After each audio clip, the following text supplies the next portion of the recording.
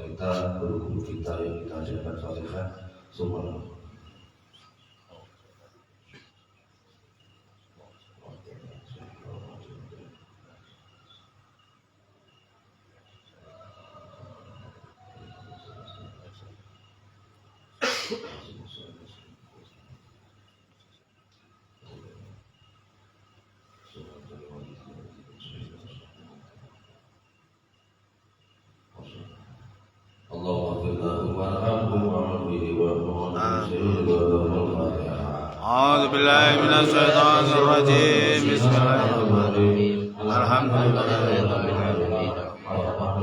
العالمين إياك نعبد وإياك نستعين اهدنا الصراط المستقيم صراط الذين أنعمت عليهم Alhamdulillah, wassalatu wassalamu ala sayyidina asyrafil anbiya'i wal mursalin wa ala alihi wa sahbihi ajma'in. Qala musannif rahimahullahu ta'ala nafa'ana bihi wa bi ulumihi fid-dharain amin. Bismillahirrahmanirrahim.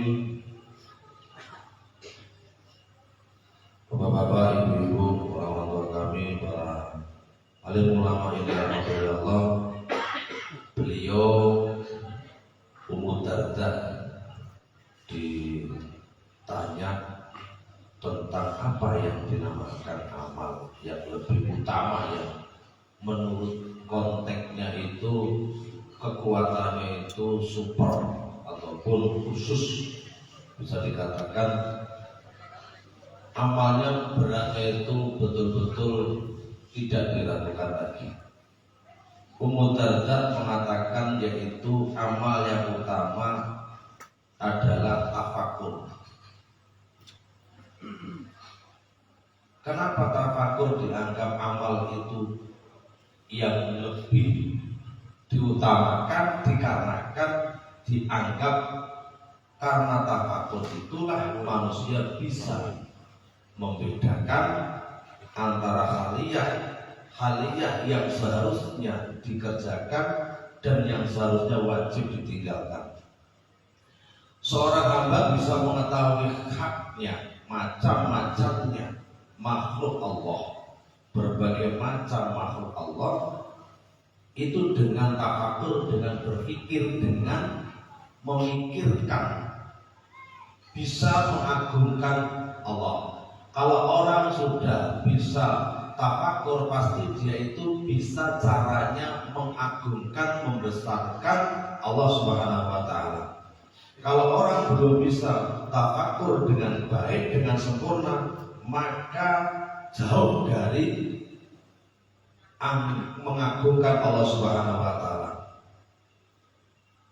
Karena dengan mengagungkan itu, cara tafakur bisa menyebabkan seorang hamba itu mendapat ridho dari Allah Subhanahu wa Ta'ala.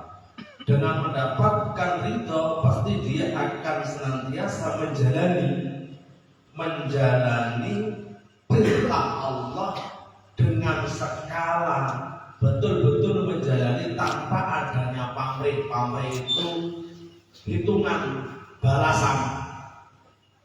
Karena apapun yang dikerjakan dia, pasti dia itu meyakini diridhoi oleh Allah.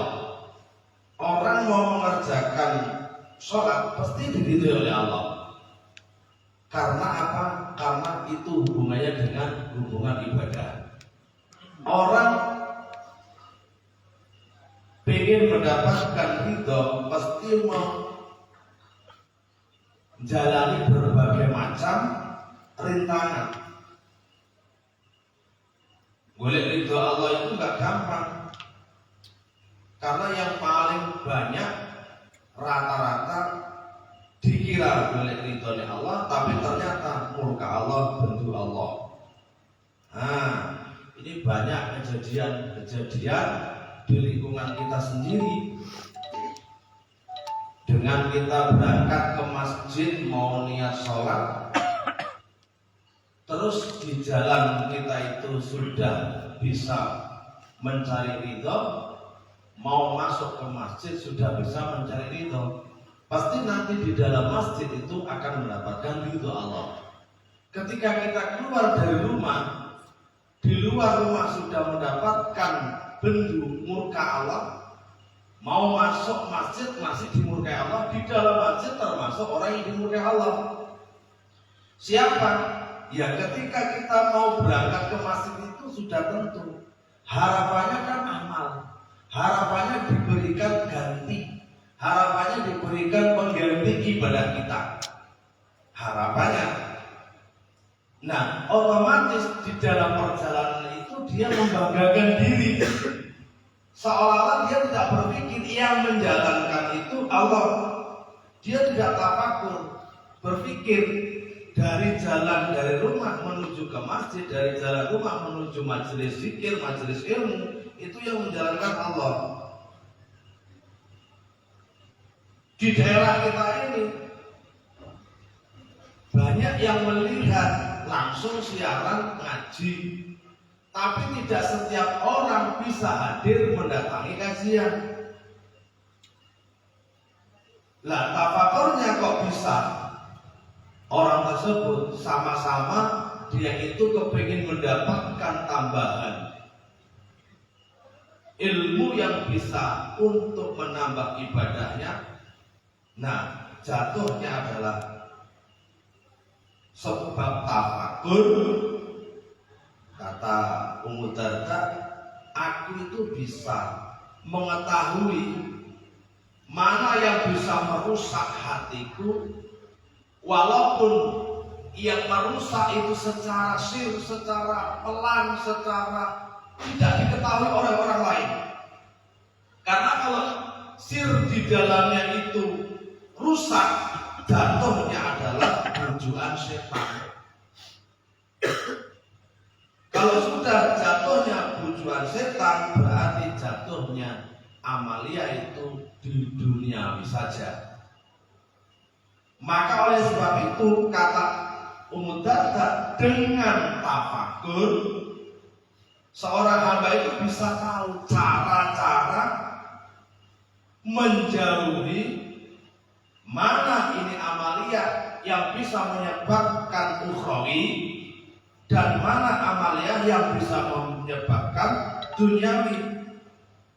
Ya dengan tafakur itulah bisa membedakan orang tersebut. Dengan berpikir tafakur itu bisa membedakan A, B, C, D. Kalau orang tidak ada tafakur, berarti ilmunya itu harus ditambah. Kalau orang makin hari tafakurnya itu, berpikirnya itu makin banyak, berpikirnya itu makin luas, maka ilmu, maka tujuan ibadahnya itu makin dia itu makin rasanya dekat sama yang dituju. Karena kata Ummu Darda, aku itu bisa selamat dari sifat-sifat yang menyebabkan rusaknya timbulnya dalam hati, dari rusaknya sifat-sifat yang ada di dalam hati itu duniawi, disebabkan aku itu muzlah, minggir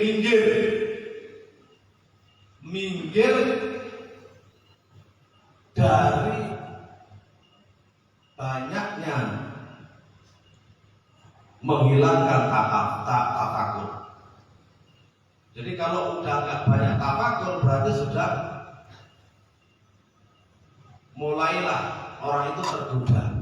Tapi kalau udah banyak tafakur, insya Allah tidak tergoda. Oh iya ya, aku kerja kayak gini, masya Allah, aku yang ngasih Allah. Terus ini bagaimana ini buahnya, bagaimana usaha ini Allah semua. Harus berpikir terus ya, berpikir terus sehingga apa yang dikerjakan itu bisa membuat khalwah dalam dirinya. Oh iya ya, kalau aku begini berarti tidak benar. Nah, terus khalwah, menyepai atau menyunyikan diri, mengasingkan diri. Bukan kita mengasingkan jauh-jauh di gunung, enggak. Secara nafsu, secara hati itu lama-lama mengasingkan diri dari hal-hal yang sifatnya itu pembujuknya setan.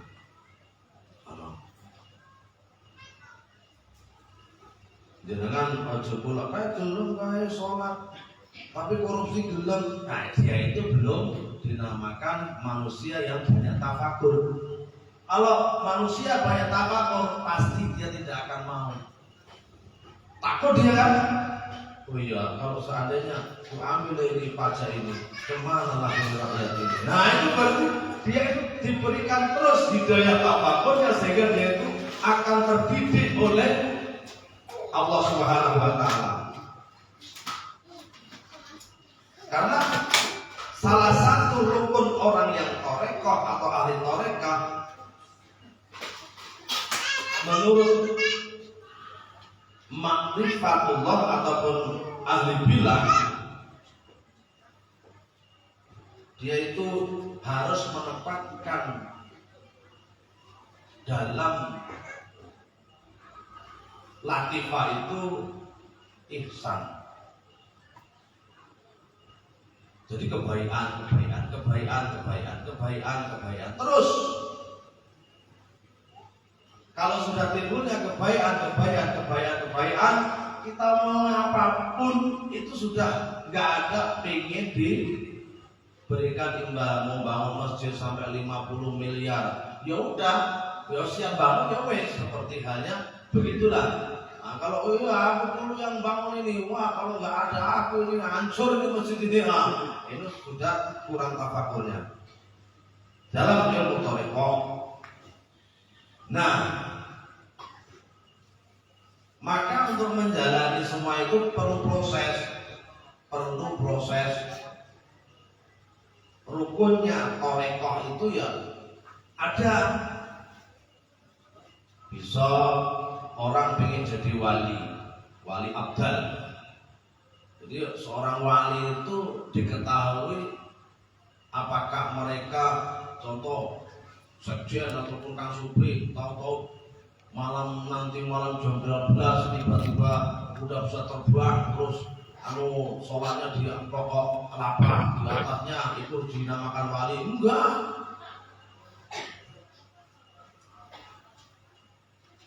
Bisa terbang terus dinamakan wali.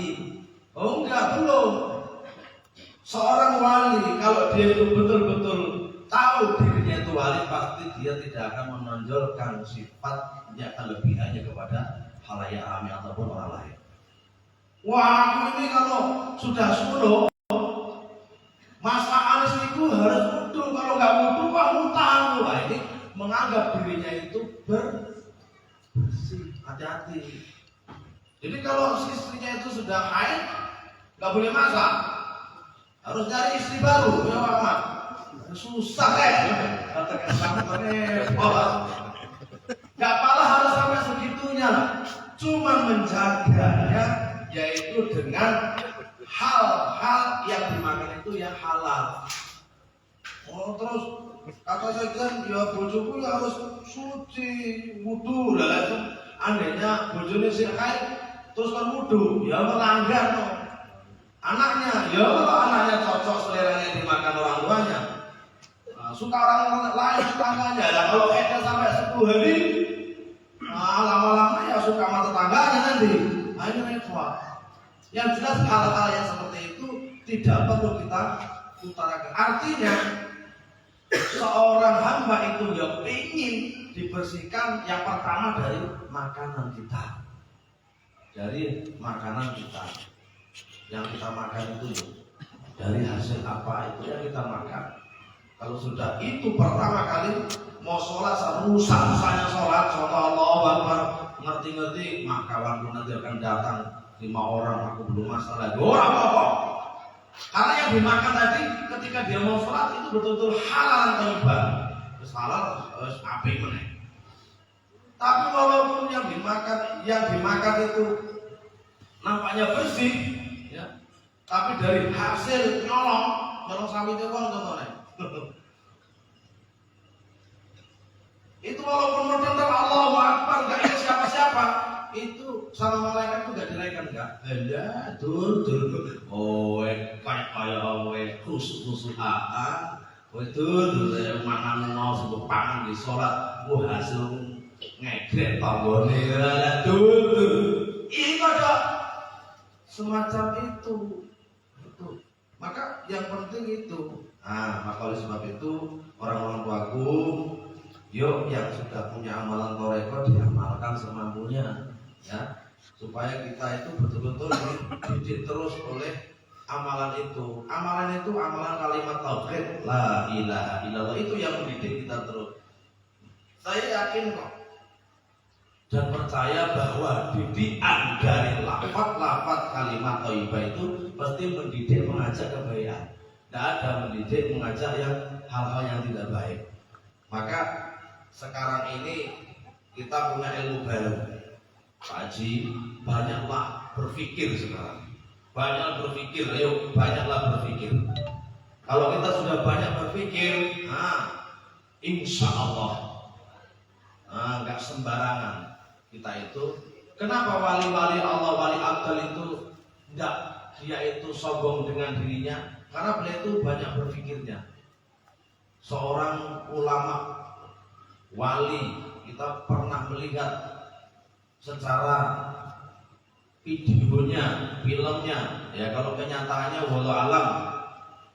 Ketika Sunan Bonang mau dirampok kalau Raden Said, yaitu Sunan Kalijogo, dilihat oleh Sunan Kalijogo tongkatnya itu secara zahir, secara nafsunya Sunan Kalijogo itu emas, padahal enggak. Begitu mau dirampok disongkrok nangis Sunan Bonang. Kenapa? Karena beliau gak sengaja nyabut rumput. Nah, ini berarti betul-betul dia dinyatakan wali. Kenapa? Sebegitunya seorang wali itu. Seandainya kalau dituntut ini masalah rumput tadi, dia membunuh. Nah, itu sampai segitunya. Maka oleh sebab itu banyaklah tafakur kepada Allah dengan memperbanyak tafakur. Insya Allah kita nanti lama-lama kok pengen jadi wali abdal harus tafakur terus. Ada sih bara itu adalah sejaman Nabi Musa alaihissalam. Diajak seluruh umat zaman itu ketika tiada hujan alias kemarau, oleh Allah minta Nabi Musa ini supaya minta hujan, ternyata nggak hujan. Rupanya ada salah satu orang ini yang disenangi oleh Allah nggak ikut sholat di situ, nggak ikut sholat istisqa. Wah, marah-marah istilahnya. Nabi Musa mah nggak bener ini, aku Nabi, kok aku minta kok nggak hujan-hujan. Terus ditegur Allah, wahai Nabi Musa, enek di hambaku, aku senang banget kalau hambaku. Boleh ono, lek kowe pancen Nabi, kowe kekasihku, boleh ono, carilah dia di kampung ini. Pasti kalau nanti kamu jumpa, carilah dia. Wah, dia heran. Aku Nabi, aku doanya bisa terkabulkan, kok ini hari kok nggak hujan? Aku sholat kok nggak diberikan kabul? Dicari dari barang. Ternyata barang itu sedang nyantai-nyantai, senyum-senyum gitu. Gak ikut. Oh, berarti ini namanya barang. Kenapa kamu gak ikut sholat istisqa? Loh, kalau emangnya kalau aku gak sholat istisqa, emangnya kalau Allah mau ngasih hujan gak hujan? Kalau emangnya aku sholat istisqa, kalau Allah mau ngasih hujan, apa aku harus ikut? Si bara ini orang yang termasuk wali, dia yang sering senantiasa mengetahui ciptaan Gusti Allah alias tafakur. Iya ya, cara pikir dicat disuruh kapan? Kalau dipek kok dicat naik. Suka gitu aja loh mereka itu si baru wali. Jadi kita makanya itu dari hal-hal semacam ini mari sama-sama. Seperti halnya kayak orang-orang yang biasa mendatangi wali-wali Allah, yaitu ziarah. Ziarah kenapa dibilang sejen jalur langit? Iya. Mas Samsin, jalan di omah, minta sama Allah langsung. Ya Allah, ampunlah dosaku, segala dosaku, anak istriku, berikan kemudahan. Malaikatnya masih malaikat yang memperhatikan.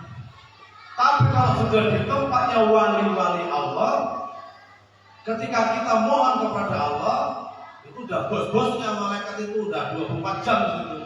Langsung malaikat itu mohon sama Allah, wahai Allah, itu si fulan itu mohon kepadamu melalui kekasihmu, ku sampaikan salamnya untukmu ya Allah, dia minta begini ya Allah kepadamu ya Allah, kabulkan.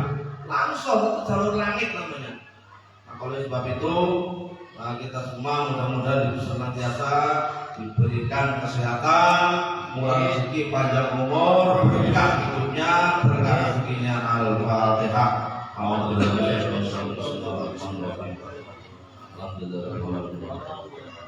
Iya,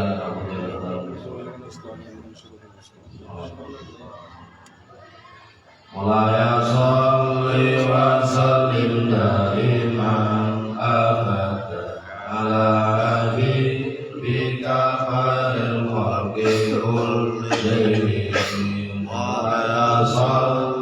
وسلم دائما أبدا على حبيبك خير الخلق كلهم هو الحبيب الذي ترجى شفاعته لكل حول من الأحوال المقتحم يا ربي بالمصطفى سلم مقاصدنا واغفر لنا ما مضى يا واسع الكرم يا أرحم الراحمين يا أرحم الراحمين يا أرحم الراحمين فرج المسلمين صلى الله على نور المؤمنين أحمد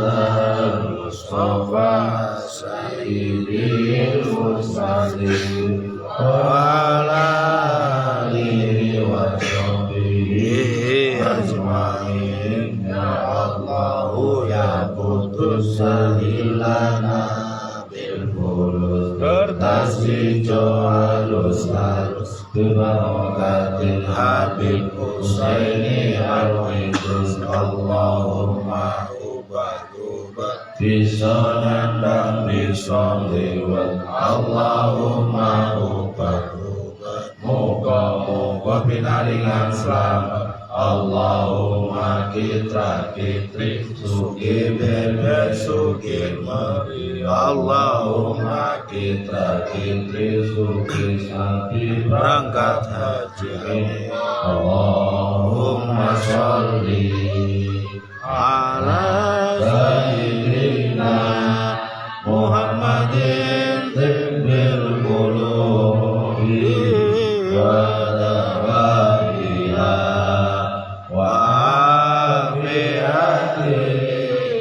أبدان وصفاتها ونور الأبصار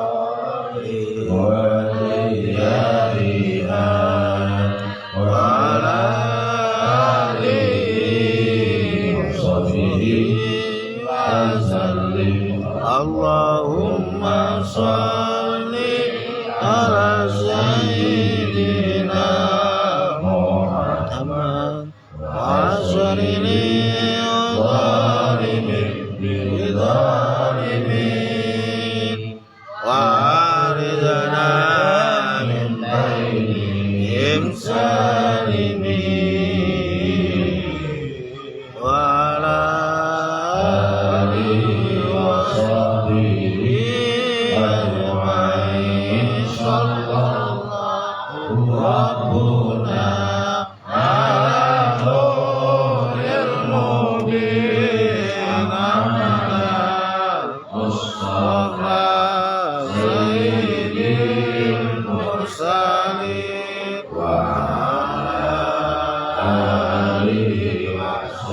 Yeah.